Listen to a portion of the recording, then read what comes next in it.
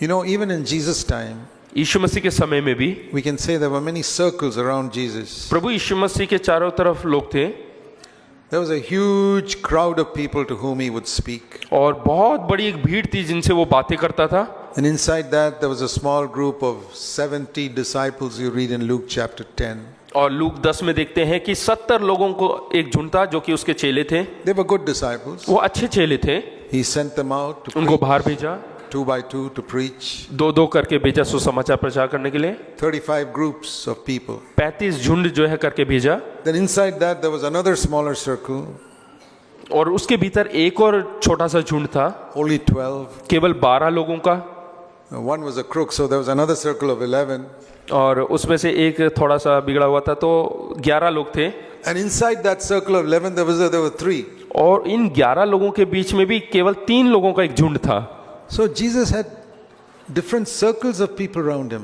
और भिन्न प्रकार के जो है लोगों के झुंड प्रभु यीशु मसीह के चारों तरफ था। And the things he shared with these 3, he did not share with the 12. जो ये बातें अपनी बातें 3 जनों से बताता था वो सबसे नहीं कहता था। And those he shared with the 12, he did not share with the 70. और जो बातें वो 12 चेलों से कहता था वो 70 बाकी 70 Those से with नहीं the कहता 70 था। he did not share with the multitude. और जो बाकी 70 लोगों से कहता था वो बाकी भीड़ से नहीं कहता था।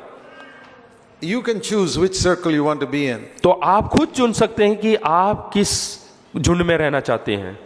If you only want to eat the loaves and the fish, you can be in the outer circle. तो अगर जो Everybody gets it. आप रोटी और मछली खाकर तृप्त रहना चाहते हैं तो आप उस भारी झुंड में रह सकते हैं। Those who come to the Lord, please, Lord, bless me materially. That's all I want. और जो लोग कहते हैं कि परमेश्वर मुझे तू आशीष दे वास्तविक तौर से, For that, you don't have to do anything. तो उसके लिए आपको कुछ करने की जरूरत नहीं। Do you know to whom God gives material blessings? क्या आप जानते हैं परमेश्वर किनको जो है वास्तविक तौर से आशीष देता है? Matthew chapter 5. मत्ती रचित सुसमाचार 5वां अध्याय। It's a great verse. ये बहुत ही अच्छा महान एक You वचन know, है। today we speak, they preach about the prosperity gospel. और आज जो है प्रॉस्पेरिटी गॉस्पेल करके एक निकला हुआ है। God gives material blessings to whom? तो परमेश्वर जो है वास्तविक तौर से किन लोगों को आशीष Verse देता है? 45. 35 देखते हैं। He makes the sun to rise on the evil and the good, और वो जो है भलो और बुरो दोनों पर अपना सूर्य उदय and करता है, sends the rain on the righteous and the unrighteous. और धर्मी और अधर्मियों दोनों पर मेघ बरसाता है। So, you know, those days everybody were farmers. और उन दिनों में ज्यादातर लोग जो किसान होते थे, And the most important thing farmers need for their fields and their trees is sun and rain. और वो ज्यादातर जो है सूरज और बारिश का इंतजार करते हैं किसान लोग। So, here is an evil farmer, here's a good farmer. एक यहाँ पे दुष्ट किसान है, दूसरा अच्छा एक धर्मी किसान है, Both get equal amount of sun, equal amount of rain. और दोनों को जो है सूरज की रोशनी और बारिश बराबर ही मिलती है। So, if you want God to bless you materially, अगर जो परमेश्वर आप चाहते हैं कि परमेश्वर मुझे वस्तु के तौर पर जो आशीष दे, you must be either good or evil. या तो आपको अच्छा बनना है या बुरा बनना है। Do you qualify? क्या आप इसमें पास होते हैं? Can you pass?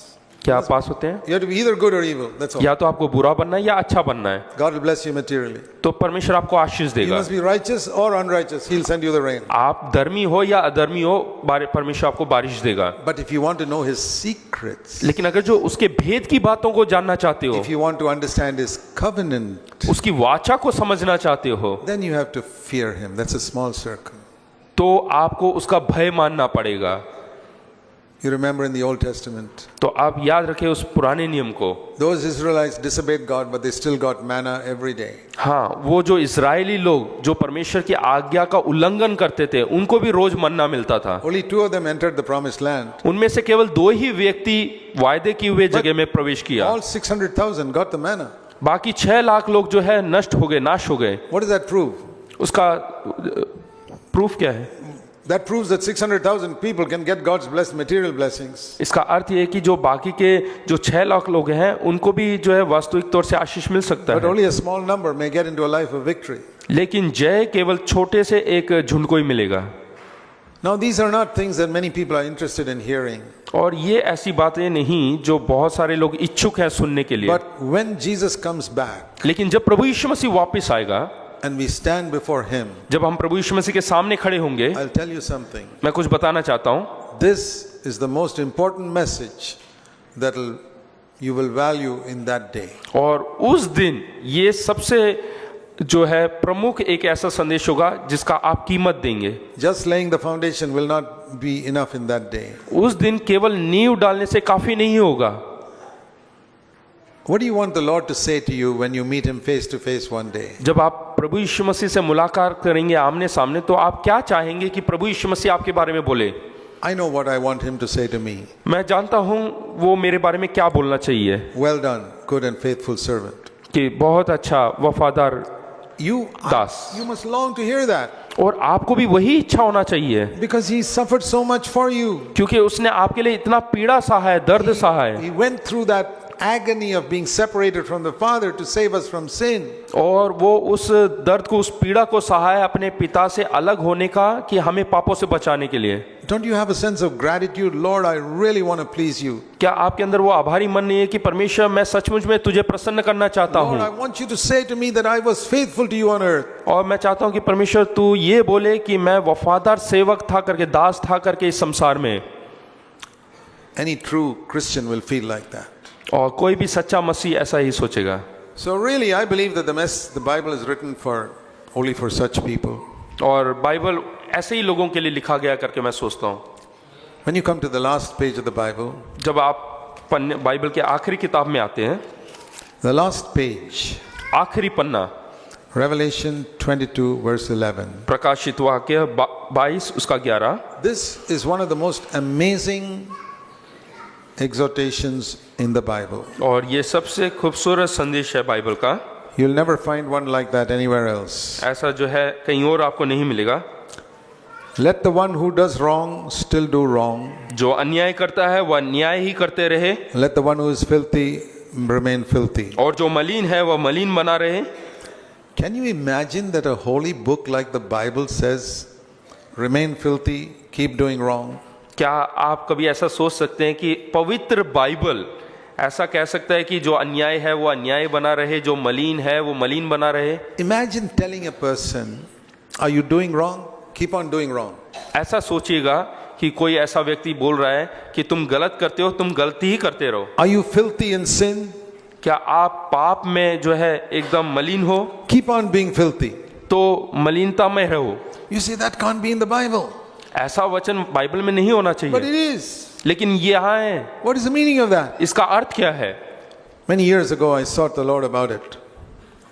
Many years ago I sought to understand why such a verse is in the Bible. हाँ, कई साल मैंने इसकी खोज किया कि क्या कहते हैं ऐसा वचन क्यों है। Lord, why have you said in the Bible that those who do wrong should keep on doing wrong? Bible में ऐसा क्यों लिखा हुआ है कि तू अगर जो गलती करता रह रहा है तो गलती करता रहे, And why should you say in the Bible those who are filthy must remain filthy? और जो मलिन है वो मलिन ही बना रहे? Isn't it like that in your Bible? क्या ऐसे आपके बाइबल में लिखा है? And the Lord showed me the reason. और परमेश्वर ने मुझे ऐसा दिखाया, That if after reading this book ये बाइबल पढ़ने के बाद you come to the last page आप बाइबल के आखिरी पन्ने में आते and हैं you still want to commit sin, और इसके बावजूद भी आप पाप करना चाहते हैं, then God says, फिर परमेश्वर कहता है keep on committing sin. There's no hope for you. कि आपके लिए कोई और आशा नहीं है और आप पाप लगातार करते रहें। That's why this verse is there. और यही इस वचन का अर्थ है। That you come to the last page of the Bible and you still want to commit sin. आप बाइबल के आखिरी पन्ने में पहुंच चुके हैं और फिर भी आप पाप करना चाहते हैं। Then the Lord's exhortation is you keep on committing sin. यहाँ तक कि परमेश्वर फिर आपको प्रोत्साहित करता है कि ऐसा ही पाप करते रहे। The Lord says, I tried my best to teach you to be humble. और परमेश्वर कहता है कि मैंने जो है अपना बेहतरीन शिक्षा दिया कि तुम नम्र बनो, I tried my best to give you grace. और मैंने अपना बेहतरीन काम किया कि तुम्हें अनुग्रह दूं, I tried my best to urge you to acknowledge your sin and take the blame for your sin. और मैंने बहुत मेहनत किया कि तुम अपना दोष अपने ही But- ऊपर उठाओ जो गलतियां तुमने किया But you है, won't humble yourself. लेकिन तुमने अपने आप को दीन नहीं You will बनाया not take the blame. और तुमने अपनी गलतियों को अपने ऊपर नहीं Then the उठाया। Lord's word to you is be filthy. तो फिर परमेश्वर का वचन यह है कि मलिन ही रहो Remain in your sin. और अपने पाप में बने रहो, Do what you like. आज जैसा आपको चाहता है, मन करता है वैसे करो। And the Lord says, you and I will never be together in eternity. और फिर परमेश्वर कहता है कि अनंत काल में तुम और मैं एक साथ नहीं रह सकते, They will be outside the city. और वो शहर के बाहर रहेंगे। Verse 15. और 15 में लिखा हुआ है, they will be outside with all the sorcerers and immoral people. और वो उन मूर्ति पूजक और बाकी लोगों के साथ बाहर रहेंगे। So these are very serious things. और ये बहुत गंभीर बातें हैं। Our attitude to sin determines whether God reveals his secrets to us or not. और हमारा जो परमेश्वर के प्रति मनोभाव है वो दिखाता है कि हमें परमेश्वर जो है अपना भेद की बातें बताएगा या नहीं। How did you find what you heard this afternoon? आज दोपहर को जो आपने सुना वो आपको कैसा लगा? You know, in the Bible there's milk and there is meat. और बाइबल में जो है मांस है और दूध है। Milk is easy to drink. और दूध आसान है पीने के लिए, It's for babies. वो बच्चों के लिए है। But meat is the word of righteousness. लेकिन जो मांस है वो धार्मिकता को दिखाता है, You have to chew. आपको चबाना है। And there are some truths in scripture which in our mind we have to chew and digest. और कुछ ऐसे वचन है जो कि हमें अपने मन में उसको चबाते रहना है। And if you find you only have a desire to milk which you keep swallowing without chewing, और आपको ऐसा इच्छा है कि केवल आपको जो है पीते रहना है, कुछ चबाना नहीं है, then you're one of those who will remain a baby forever. तो वह आप उन लोगों में से हैं जो हमेशा बच्चा रहना चाहते हैं। But if you say, Lord, I want to move on from milk to meat, लेकिन अगर जो आप बोलते हैं कि नहीं परमेश्वर मुझे दूध पीने वाले से मांस खाने वाला बनना है, like every mother will want the day when this little child can eat solid food. और हर माँ चाहती है कि उनका बच्चा जो है एक दिन जो है भोजन खाने लगे, And is disappointed if the child is not growing. अगर जो वो बच्चा नहीं बढ़ता है तो वो माँ के लिए एक निराशजनक बात होगी। I believe the Lord is disappointed with his children who are not moving on from milk to meat. और मुझे ऐसा लगता है कि परमेश्वर निराशजनक है उन लोगों से जो दूध से अभी तक भोजन में नहीं प्रवेश किया। It's not a question of understanding.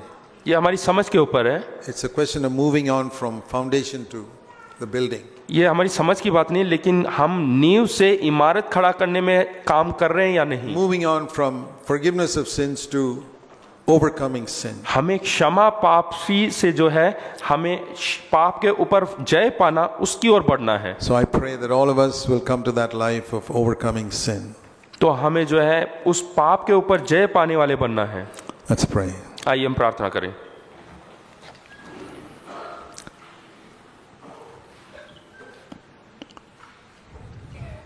You don't have to be very educated or qualified to receive grace. आपको अनुग्रह प्राप्त करने के लिए बहुत पढ़ा लिखा होने की जरूरत नहीं, But you have to be humble. लेकिन आपको दीन मन का होना है। That's all you got to pursue, humility.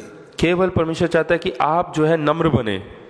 Heavenly Father, स्वर्गीय पिता, help us to see what are the most important things in the Christian life. तो हमारी मदद कर जो प्रमुख बातें हैं मसीह जीवन में उसको देखने के लिए।